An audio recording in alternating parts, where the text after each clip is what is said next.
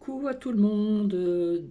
Nous sommes bien jeudi 28 janvier 2021 et c'est la pleine lune.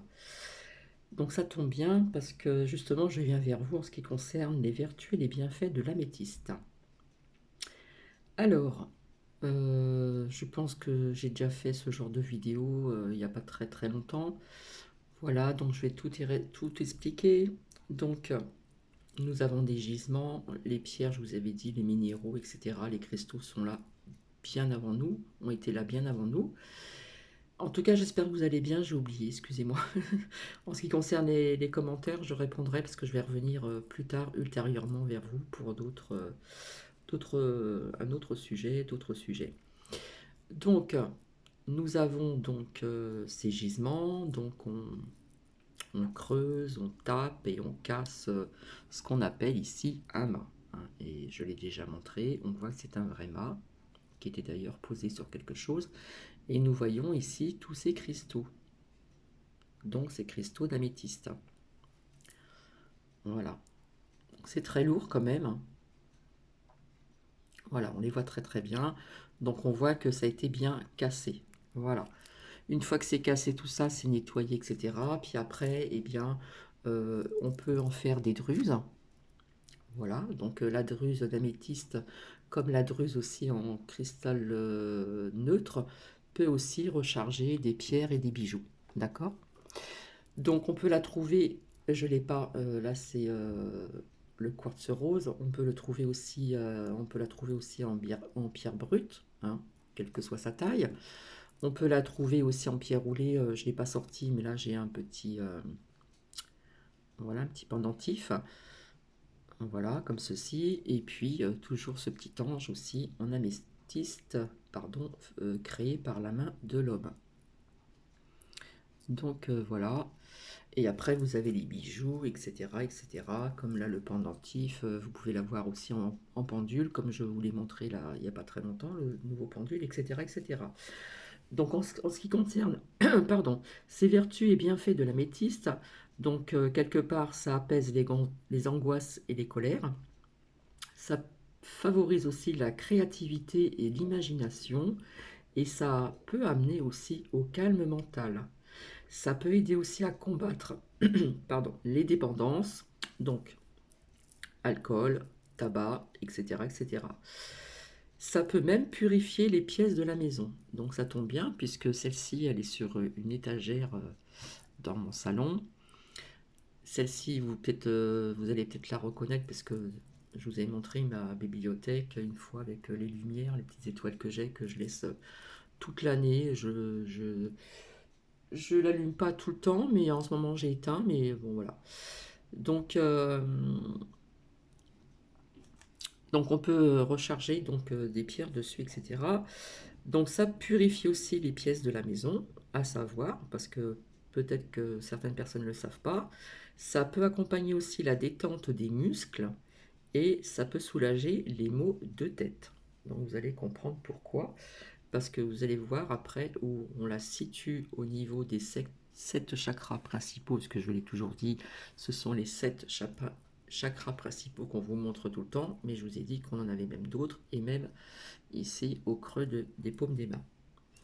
Alors, d'où vient le nom de la pierre d'améthyste? Bonne question. Le nom de cette pierre semi-précieuse est d'origine grecque. Métistos signifie l'ivresse. Le préfixe A indique la privation. L'améthyste fait donc référence à la sobriété. Mais pourquoi le nom de ce minéral est-il lié à l'absence d'ivresse? Bonne question. Dans la mythologie grecque, Amethystos est le nom d'une nymphe, Dionysos, dieu du vin et de l'ivresse. La désirait, mais celle-ci souhaitait rester chaste et refusa ses avances. La déesse Artémis transforma alors l'améthystos en cristal dur et froid, la protégeant ainsi des mauvaises intentions de Dionysos. Fou de colère, Dionysos renversa son verre de vin sur ce cristal et celui-ci prit alors une couleur d'un violet intense. Alors, en ce qui concerne son histoire et son origine, hein, donc les Grecs et les Romains connaissaient donc bien cette histoire mythologique. C'est pour ça, c'est pourquoi, pardon, pour prévenir l'ivresse, ils buvaient dans des coupes en améthyste. Durant l'Antiquité, chez les Égyptiens, cette pierre servait également pour faire tomber la pluie en cas de sécheresse.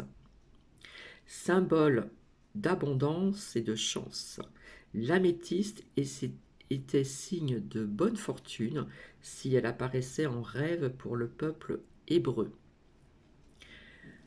En ce qui concerne les chrétiens, l'améthyste devient symbole de pureté et d'humilité lorsque Joseph offre une bague sertie d'une améthyste à Marie. Cette pierre symbolise également l'amour. Saint Valentin, prêtre à l'origine de la fête des amoureux, portait une améthyste autour du cou. Et c'est un pendentif. Je ne sais pas si vous voyez très bien. Voilà.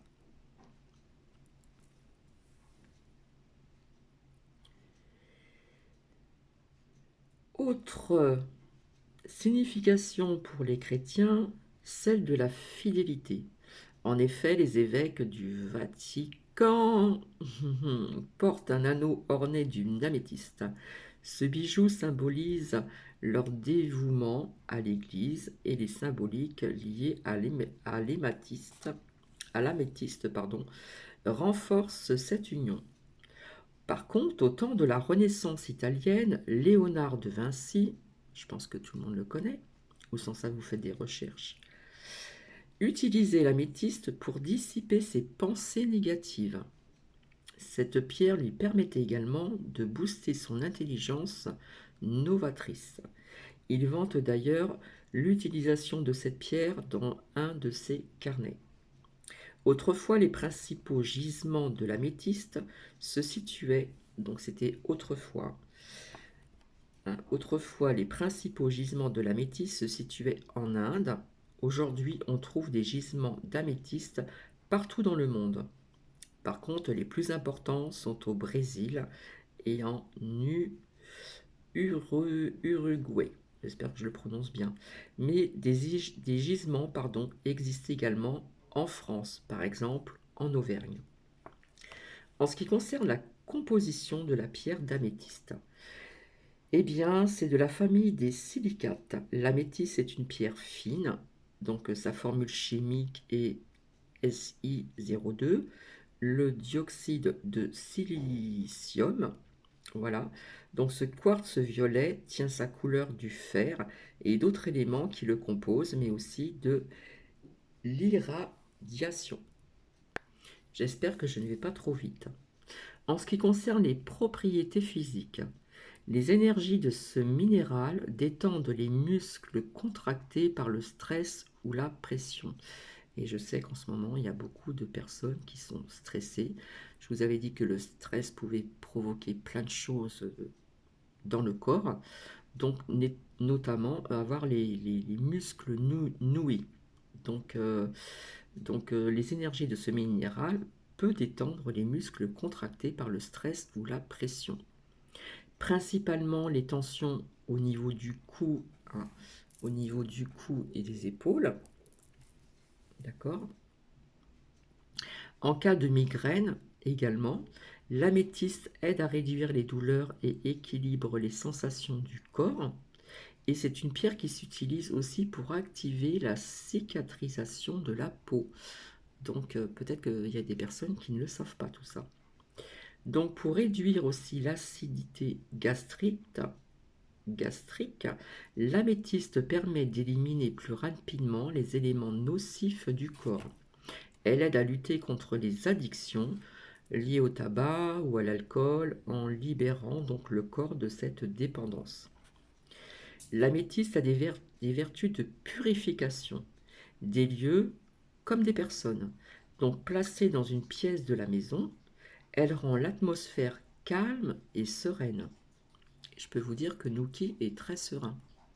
Et également Bibi aussi. À part quand il entend un chien qui passe, bon bah il aboie, hein, voilà, ou un petit bruit, et bon. Enfin, c'est rare quand vous l'attendez, là, il est en train de boire de l'eau.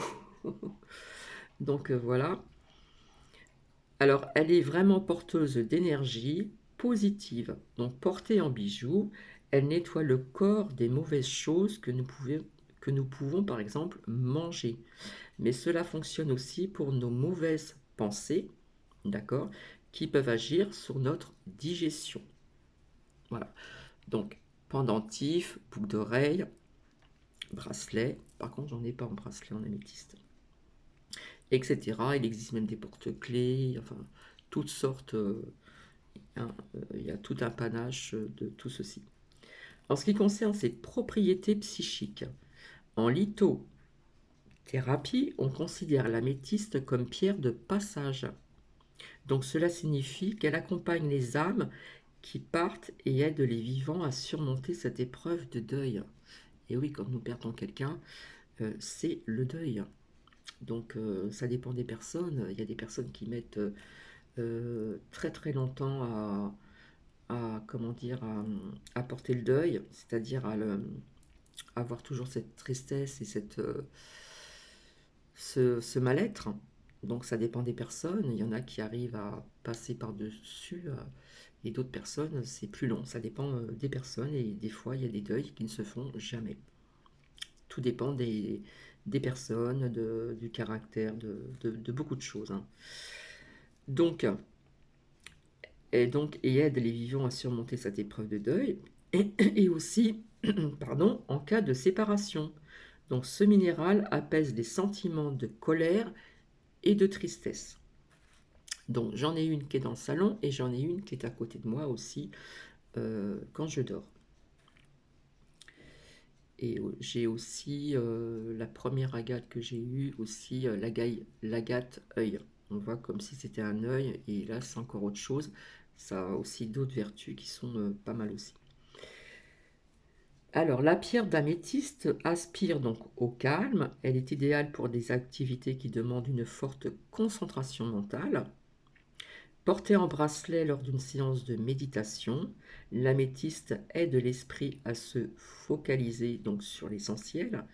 Cela fonctionne également pour rester concentré en travaillant ou avoir des nouvelles idées. Cette pierre aide aussi à la création. Donc, on peut donc la porter en bracelet. On peut prendre aussi une pierre un peu plus grosse, roulée ou brute, et la garder de préférence dans sa main gauche. Et pendant qu'on médite, on peut la garder dans sa main également. Donc cette pierre aide aussi à la création. Pour les personnes sujettes par contre à la dépression et aux idées sombres, l'améthyste libère des pensées négatives. Toujours avec cette vertu apaisante, la pierre emmène l'esprit vers la détente et laisse les problèmes derrière soi. Par contre, en contact avec la peau, l'améthyste transmet directement son énergie. C'est une pierre qui peut également aider en cas de troubles obsessionnels compulsifs. Par exemple, des TOC aussi, comme toutes les addictions, la boulimie, quand on a tout le temps faim. Enfin, il y a boulimie et boulimie, hein. Il y a boulimie quand on n'est pas bien, soit on ne mange plus, on n'a plus faim, ou soit on va se gaver, on va manger n'importe quoi, des gâteaux, ce qu'on trouve dans le frigidaire, etc. Et puis vous avez aussi la forme de boulimie, aussi c'est de manger, se faire rendre, alors ça c'est pas bien du tout. Quel est le pouvoir de l'améthyste? Alors par contre, je vais vous montrer après en image ce que c'est qu'une géode d'améthyste. Hein, il y en a de toutes sortes, j'en ai déjà parlé, vous en avez des grandes, et puis on peut aussi mettre une pierre pour la charger également. Alors c'est sur le chakra coronal que ça se passe, donc le septième ici. Hein, là nous avons racine et chakra coronal. Celui de la sagesse et de l'altruisme, qu'agit principalement l'améthyste. Donc c'est le septième chakra. En amenant au calme mental, la pierre d'améthyste guide l'ouverture de ce chakra et vous aide à ouvrir le chakra donc coronal. Par contre, placée aussi sur le sommet du crâne, pardon, elle influence nos fonctions hormonales et libère de la sérotonine. Donc cette hormone permet notamment de calmer le stress et d'augmenter les pensées positives. En cas de mauvaise manipulation du septième chakra, des sentiments de peur et de violence peuvent apparaître. Donc à faire quand même attention, comme je dis tout le temps. L'améthyste peut aider à stabiliser aussi ces sensations. On utilise aussi ce quartz violet pour stimuler le chakra du troisième œil. Donc ici, d'accord? Donc le sixième, celui-là qui se trouve frontal pratiquement entre les yeux.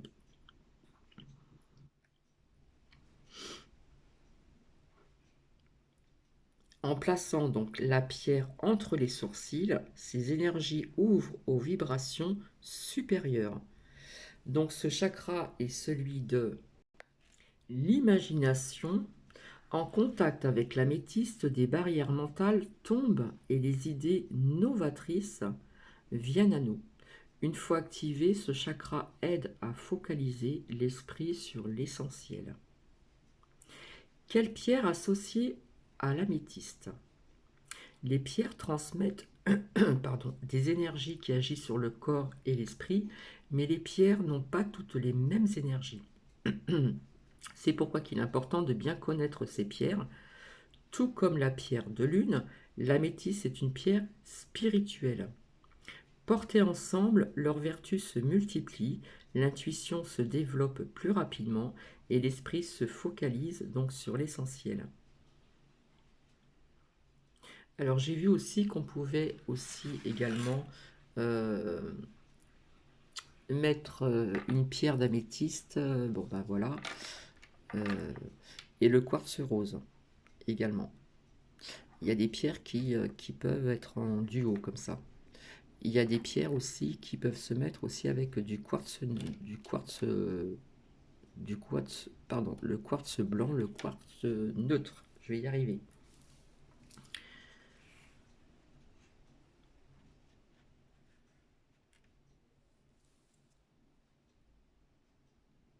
Donc des pierres aux couleurs similaires libèrent aussi les mêmes bienfaits.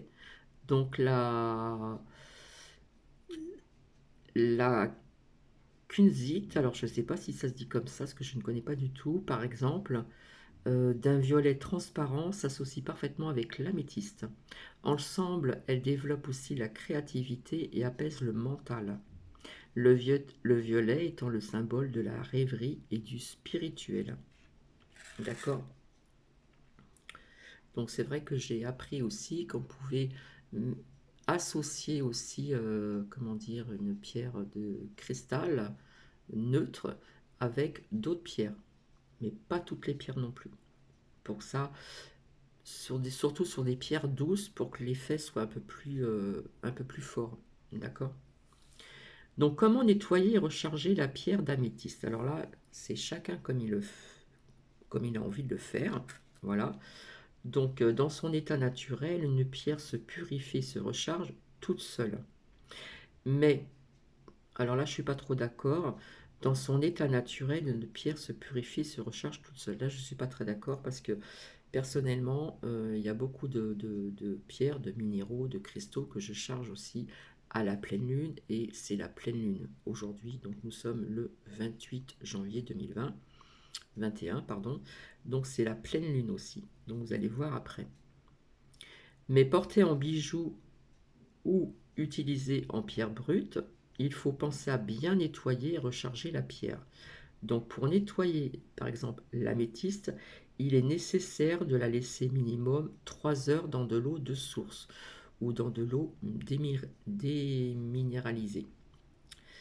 De l'eau déminéralisée, j'arrive pas à dire ce mot, ou légèrement salée. Donc personnellement, je ne sale pas. Je n'aime pas le sel. Et ça, chacun a sa façon de faire. Il y a des personnes qui vous disent de mettre un petit peu de sel et d'autres non. Voilà. Vous avez aussi des grosses pierres aussi qu'on peut aussi des pierres très fortes aussi qu'on peut mettre dans la terre, hein, remettre la pierre dans la terre, la laisser 2-3 jours et après la rincer sans la frotter trop fort, etc. Tout dépend de la pierre. Par contre, j'ai entendu par exemple que la géode d'améthyste, d'accord, on peut la mettre dans de l'eau avec un petit peu de sel, mais à faire attention quand même. Mais il ne faut surtout pas utiliser l'eau du robinet, d'accord? Donc après ce long bain d'eau purifiant, la pierre s'essuie et l'eau ne doit pas être réutilisée, c'est-à-dire remettre une autre pierre dedans. On jette l'eau et on change, etc. Après, je vous dis aussi, on peut purifier aussi donc certaines pierres, certains minéraux avec de l'encens à la sauge ou autre. On peut aussi, comme je vous ai montré une fois, avec un petit tissu blanc dedans, de préférence, on demande un tissu blanc dans un bol tibétain, un petit bol. Voilà, et on tape, on tourne, ça émet des vibrations. C'est pour ça qu'on demande de mettre un petit tissu dans un petit bol tibétain, parce que vous avez plusieurs taille, voilà, et ça purifie et ça aussi recharge votre pierre. Il existe aussi une façon différente, c'est aussi dans une coquille Saint-Jacques. Une coquille Saint-Jacques qui vient d'un poissonnier et pas des coquilles Saint-Jacques qui vient euh, quand vous achetez des coquilles Saint-Jacques, s'il y en a qui en achètent dans tout ce qui est industriel, tout ça, non. Il y a des poissonniers qui, si vous demandez des coquilles Saint-Jacques, ils vont vous les donner. C'est ce que j'ai fait et je les ai toujours. Par contre, il faut savoir aussi que les pierres perdent leurs énergies négatives grâce à la purification. Donc il faut maintenant les recharger en bonne vibration. Pour recharger l'améthyste, écoutez bien, la lumière lunaire est très efficace. L'idéal pour cette pierre est la lumière de pleine lune, et c'est aujourd'hui. En revanche, la lumière du soleil risque de lui faire perdre sa couleur. Voilà, si on la met trop au soleil, donc la lumière du jour, le soleil, que l'on a très peu en ce moment depuis un petit bout de temps, ça risque de lui faire perdre sa couleur. Et ça c'est vrai parce que je vais vous montrer quelque chose. Voilà, regardez la différence. Celle-ci, elle n'a pas été vraiment rechargée à l'extérieur, à la lumière du soleil, mais à l'intérieur, donc où je réside, avec les grandes fenêtres ouvertes quand il faisait beau, etc. Et regardez la différence de couleur, hein. On voit du blanc, elle a perdu sa couleur. Alors que celle-ci, elle a gardé toute sa couleur. Ainsi que ce petit ange aussi, qui n'est pas spécialement en pleine lumière du jour non plus, ainsi que la druse d'améthyste et le hama ici. Donc voilà, donc comme nous sommes donc le 28 et que c'est la pleine lune, donc les énergies de la pleine lune, je le répète encore, ce que je fais le soir, c'est que dans ma table de cuisine, où tout dépend où se trouvent les rayons lunaires de la pleine lune, soit dans mon salon, soit dans la salle à manger, soit dans la cuisine, je sors un grand torchon blanc, je mets les pierres qui peuvent justement être, comment dire, rechargées par les rayons de lumière de la pleine lune, mais d'abord je les purifie avec de l'encens, c'est-à-dire que je mets ce qu'il faut au milieu, et je passe quelques pierres, même les bijoux, mes bracelets, etc. Ça va aller ce soir plus tard, donc sur ce torchon blanc. Et je purifie tout ceci. Et après, j'ouvre grand ma fenêtre, même s'il fait froid. S'il pleut, je ne peux pas. Mais je laisse, comment dire, les stores ouverts. Voilà, store d'intérieur et store d'extérieur ouverts pour que les rayons puissent passer. Même si on a un mauvais temps et qu'il pleut et qu'il y a des nuages, les rayons percent à travers les nuages. D'accord. Donc voilà quelques petites astuces. Donc de préférence l'améthyste comme d'autres cristaux. Euh, la lumière lunaire est très efficace. L'idéal pour cette pierre est la lumière de pleine lune. Voilà, et éviter la lumière du soleil qui risque de faire perdre sa couleur comme celle-ci. Voilà, là on voit que c'est blanc. Il y a une grande différence quand même entre celle-ci. Alors là, vous voyez pas. Hop.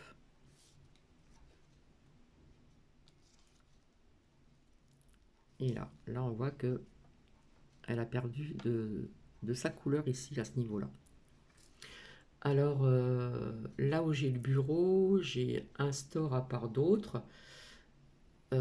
Souvent, je le laisse fermer parce que justement, j'ai aussi donc ce petit ange d'améthyste que j'adore. Donc, il en existe des plus grands. Voilà. Là, c'est du cristal de roche. Voilà, puis on le voit très bien, hein. D'ailleurs, c'est magnifique parce qu'on voit des fois des reflets. Ça reflète les couleurs derrière. Il est lourd. Donc j'espère que j'ai été assez, comment dire, que je me suis bien exprimée. Alors c'est vrai que des fois j'ai du mal à dire des mots, c'est un truc de dingue. Voilà. Donc vous voyez, il y a quand même pas mal de bienfaits avec cette pierre. Voilà. Et puis c'est vrai que j'aimerais bien avoir par la suite une géode, hein, parce qu'il en existe de toutes sortes. Donc là, j'ai un petit dépliant que j'ai sorti. Donc je regarde comment elle est. Voilà, je ne sais plus si c'est dans ce sens-là. Donc ça, c'est une petite géode. Autrement, vous en avez des grandes, grandes et c'est magnifique. Voilà. Et on peut aussi recharger des pierres dessus. Comme la druse de quartz neutre, on peut recharger aussi certaines pierres, certains bijoux, etc., etc. Voilà. Donc dans mon salon, j'ai ceci sur une étagère, juste en face de mon divan. Voilà. Et le petit ange, il est toujours ici, en améthyste. Et ma druse se trouve sur ma bibliothèque avec la druse en quartz neutre. Donc il va falloir que je me trouve d'autres cristaux, d'autres pierres à vous présenter. Parce qu'il y a très très longtemps, j'ai commencé par la lithothérapie, dont j'expliquais tout ceci, etc. Donc comme ça fait presque 2 ans, je ne sais pas si les vidéos, elles y sont encore. Donc je reviendrai si ça vous intéresse pour d'autres partages de pierres. Voilà. Donc il faut savoir qu'il y a des grosses pierres, hein, pierres brutes, etc., qu'on peut mettre aussi dans la terre si vous avez un jardin ou, comment dire, où on plante les plantes, là, sur les rebords de fenêtres ou de balcons, etc. Vaut mieux prendre quelque chose en terre, quelque chose de naturel. Vaut mieux aussi mettre des petits cailloux au fond. Vous mettez de la terre, hein, de la terre, et pas n'importe quoi comme terre. Et on peut enterrer une pierre pour qu'elle se régénère. Voilà, la ramener à ses racines, comme on dit, et puis la laisser 2 à 3 jours, la ressortir, la rincer. Alors, suivant si elle est en pierre brute ou pas, à faire attention de ne pas frotter avec quelque chose de très dur pour pas abîmer, bien la rincer, etc. Hein. Donc ça, c'est surtout pour des grosses pierres aussi. Donc si vous n'avez pas de jardin, si vous avez des petits bacs ou des pots en terre, voilà, je cherchais le terme, en terre et pas en plastique, vaut mieux garder le naturel, voilà, mettre des petits cailloux au fond et mettre de la vraie terre et pas n'importe quoi. Et vous mettez vos pierres dedans. Voilà, mais c'est pas toutes les pierres, c'est certaines grosses pierres. Donc voilà. Donc c'est vrai qu'une géode d'améthyste, c'est magnifique, hein. Vraiment, vraiment, vraiment, j'en ai vu aussi, elles sont magnifiques. Voilà, je verrai ça pour plus tard. Voilà, donc il y a quand même pas mal de vertus, de bienfaits. Vous connaissez un petit peu son histoire, un petit peu au niveau aussi antique, etc. Hein. Et bah, écoutez, j'espère que cela va plaire. Et bah, écoutez, il faut essayer, hein. On peut le faire tout seul, hein. Voilà. Donc à faire attention quand même, hein, voilà. Mais écoutez, je pense avoir tout dit. Donc, je reviendrai vers vous ce soir pour un autre partage sur d'autres sujets qui n'ont rien à voir avec l'améthyste. Et je vous dis à plus tard. Je vous embrasse. Et j'essaierai d'avoir du temps pour répondre à vos commentaires. Voilà. Eh bien, écoutez, je vous retrouve ultérieurement. Bisous, bisous. Alors, vous voyez, hein, si des personnes ont regardé ma vidéo où le titre est le reconfinement, hein, avec les cartes angéliques, vous avez vu qu'il y a eu un report, hein, et dans mes cartes, il faudra que je les ressorte pour vous les montrer, avec les réponses angéliques. C'était sorti le moment idéal, mais il était sorti, oui, mais il était sorti aussi dans des semaines ultérieurement, etc. Je vous avais dit la semaine prochaine, etc., etc. Donc en fin de compte, ça répond juste puisque ça a été reporté. Voilà. Donc apparemment, j'ai cru comprendre que cet après-midi, il y a Véreux qui va peut-être parler et que nous aurons ma crotte soit ce week-end ou soit lundi prochain. Donc vous voyez, ça recule. Parce qu'en ce moment, on hésite avec tout ce qui se passe un petit peu plus ou moins à l'extérieur. Il y a pas mal de choses qui se passent. Voilà. En Pologne, ça bouge aussi, mais c'est pour un autre sujet. Enfin, ça bouge pas mal un peu de partout, quoi. Voilà, voilà. Eh bien, écoutez, donc je vous retrouve plus tard et je vous fais de gros bisous et je vous dis à tout à l'heure. Bisous, bisous.